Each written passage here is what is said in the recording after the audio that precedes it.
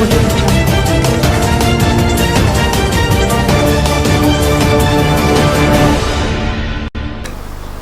my honor and privilege to welcome His Excellency to Army Headquarters once again, and to appreciate him for one, fully integrating the United Nations system to see to the development of the northeastern part of the country that has been ravaged by the Boko Haram insurgency, and equally to thank him for the collaboration that has been taking place to support the military activities through the humanitarian agencies, through the humanitarian actions support which they've been providing.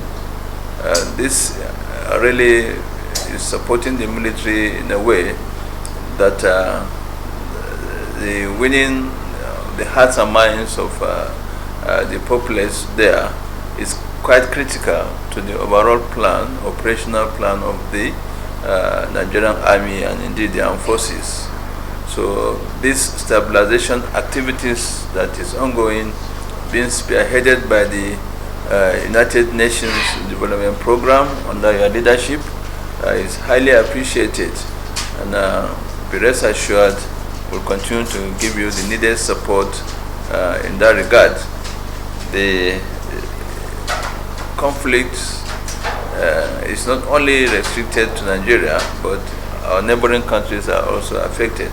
And I know through the collaboration of the other UN offices in Chad, as well as in Niger and Cameroon, these efforts will yield the desired result, by stabilizing the Northeast, as well as getting the people returned back to their original homes for them to go about their normal day-to-day life activities.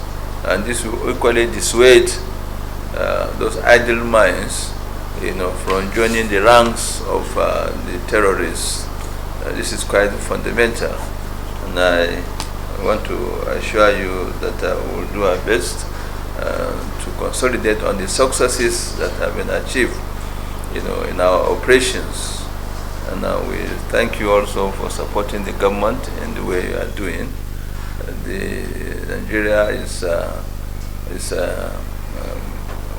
member of the United Nations, and your presence here is quite appreciated. And the head of the army, I wanted to first come here to thank him for the support that we have received from the army, especially under his direction on UNDP's stabilization facility in the northeast. And I wanted to brief him personally on the progress we've made, and also thank him for the cooperation we have received from the army. Without the support and his personal involvement, the progress that we have made so far would have been impossible.